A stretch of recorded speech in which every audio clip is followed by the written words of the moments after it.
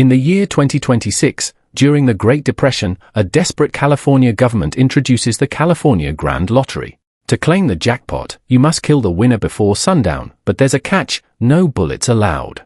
Fast forward to 2030 in Los Angeles, and we meet Sean, who has just won the lottery. With a massive crowd now after him, Sean fights off his attackers with remarkable skill before escaping by jumping over a fence. He then breaks into a house and, finding a grandmother there, immediately destroys her phone. Outside, a drone monitors the chaos. Sean takes a moment to catch his breath, but soon, a lottery enforcer arrives with a special lottery bolt gun, ready to kill him. After breaking her lottery ticket to summon the lottery team, the enforcer confirms Sean's death and receives a check for $22 million, making her a media sensation. A month later, we meet Katie, arriving in LA to restart her acting career. On the bus, she fiddles with a small Oscar keychain, a keepsake from her past. She tries to cheer up a little girl nearby, but her father mocks her. Katie, pretending to be a police officer, intervenes to stop the man's behavior. However, when the old lady thanks her, Katie realizes she's stolen the watch. Katie spots an ad for Lewis Protection Agency and wishes she had bodyguards like those. As she rides through LA, she notices the tension and violence on the streets. Back at his home, Noel prepares his weapons while singing the Ninja Turtles theme song. Katie finally arrives at her rented room, only to find it in disarray and her roommate, Shoddy, to be extremely unpleasant. Shoddy's obnoxious boyfriend, DJ, further complicates matters by playfully slapping Katie. The next day, Noel's ad appears on TV, offering bodyguard services to lottery winners.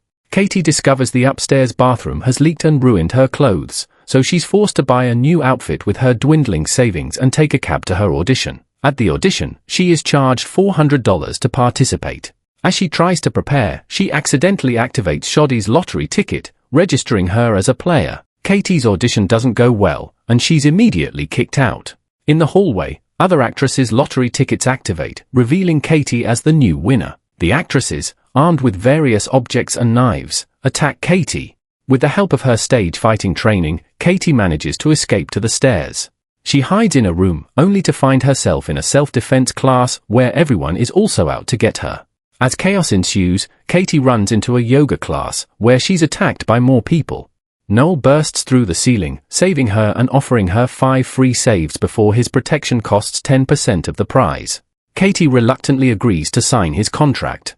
Noel starts fighting off the attackers, even using Katie as a weapon and tying her to his back for protection. Noel uses a paralysis dart gun to incapacitate their attackers and explains that the lottery drone outside updates the winner's location every 14 minutes. As they flee, Noel warns Katie that the rules prohibit players from killing each other. They dodge attacks from food truck vendors and other pursuers. Noel explains the lottery system to Katie, who was previously unaware of its details. As they drive through town, they are chased by bikers and ATVs. A Molotov cocktail ignites their car, but Noel drives into an old warehouse to escape the flames. Katie wants to quit, but Noel tells her she must leave the city to do so. They create a diversion by driving in circles, allowing them to escape unnoticed. Katie insists on quitting, and Noel agrees to take her to the nearest quit line. They are ambushed by bikers, and a fight ensues. Noel fights off attackers while Katie takes control of the car. They stop to help Noel, who is still fighting. Katie tries to escape, but Noel catches her and explains that he's helping her out of a sense of duty, not for the money. Katie seeks refuge in a wax museum, where she is initially helped by a guard who is also against the lottery. Shoddy and DJ arrive, and chaos breaks out. Katie manages to trap Shoddy and DJ inside the museum, escaping with Noel as the guard's phone explosion distracts their attackers. She realizes the bigger threat awaiting her, a crowd of people, all ready to kill her for the lottery ticket.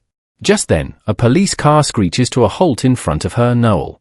Noel drives Katie to a wealthy man's mansion, where they urgently try to convince him to help. After some tense negotiations, the man agrees to let them in. Inside, they make their move, knocking him unconscious to prevent him from interfering again. Once awake, the mansion owner heads toward the court and starts unlocking the door to the safe room. Katie and Noel hear the clicking of the locks and prepare for the worst. But Noel, thinking fast, contacts a protective agency. Suddenly, all the phones of those outside start to explode, causing confusion and injuries. Using the chaos as cover, Noel pulls Katie to safety. Just as they make their escape, the lottery production goons arrive. They grab Katie and Noel, forcing them into a car and speeding away to meet Louis, the head of the Lottery Protect Agency. Louis greets them with a sly grin. "I'm impressed you've made it this far," he says. "Most don't survive more than a few minutes." He offers to protect them but demands 30% of their winnings in exchange. Katie and Noel have no choice but to agree. They're taken to a lab where Katie is fitted with a mask to conceal her identity. In a quiet moment, Noel opens up about his past. He reveals he once worked in a private military unit assigned to eliminate criminals, but he discovered too late that his targets were not guilty. After refusing to participate, his unit was wiped out while he was on leave. "I've been carrying that guilt ever since," he admits, "and I use the money I earn to support the families of my fallen comrades." Moved by his story, Katie puts on the mask and they prepare to leave. However, they quickly realize that Louis' agency isn't there to protect them. They intend to kill them and claim the reward for themselves. Katie, sensing a trap, decides to act. Just as Louis is about to take her away, she knocks him out cold. The chaos continues as more enemies arrive, but with their disguises on, they remain unrecognized in the crowd. The duo makes a break for it, jumping into one of four autopilot cars set to escape mode. As they speed away, the protection agency, now aware of Katie's deception, captures Noel. Louis issues a chilling ultimatum over the car's intercom: return, or Noel dies. With no other choice, Katie turns the car around. Back at the mansion, Louis drags Noel to a grand hall. Katie arrives and confronts Louis, demanding he release Noel or she'll end it all right there, ruining his chances of claiming the lottery money. In the ensuing scuffle, Katie's actions are broadcasted live, revealing Louis as the true villain behind the Lottery Protect Agency. Chaos erupts. Amidst the confusion, Katie frees herself from her restraints. But as she makes her escape, Louis lunges, grabbing her leg and pulling her to the ground. A knife glints in his hand, and he slashes at her, but Katie narrowly dodges. The mob of would-be assassins finally breaks through, their eyes set on Katie. They argue amongst themselves, each claiming the right to kill her. In the melee, Katie manages to slip away, grabbing a key and throwing it far into the distance. As the key tumbles away, Louis recovers and charges at Katie. Grabbing her tightly, he snarls, ready to deliver a fatal blow. Suddenly, Shirty appears, sword in hand, declaring, "I won't let this jackpot slip away." She swings her blade towards Katie with deadly intent. On the other side of the room, Louis and Noel are locked in a brutal fist fight. Katie struggles against her captors,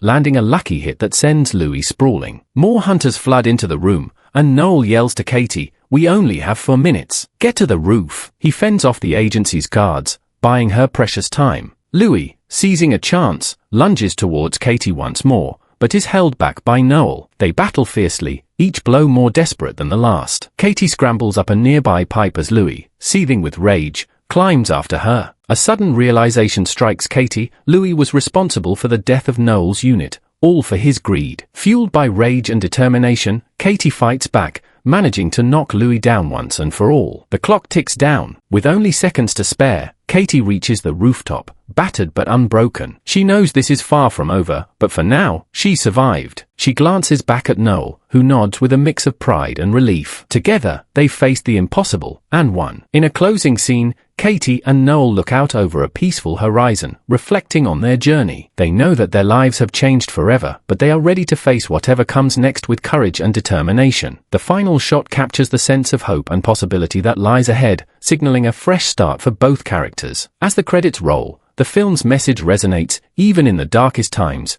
there's always a chance for redemption, new beginnings, and the power of human connection. In a final, brief epilogue, we see glimpses of Katie and Noel moving forward with their lives. Katie is back on set, auditioning for roles with renewed confidence, while Noel continues his mission to protect and assist those in danger.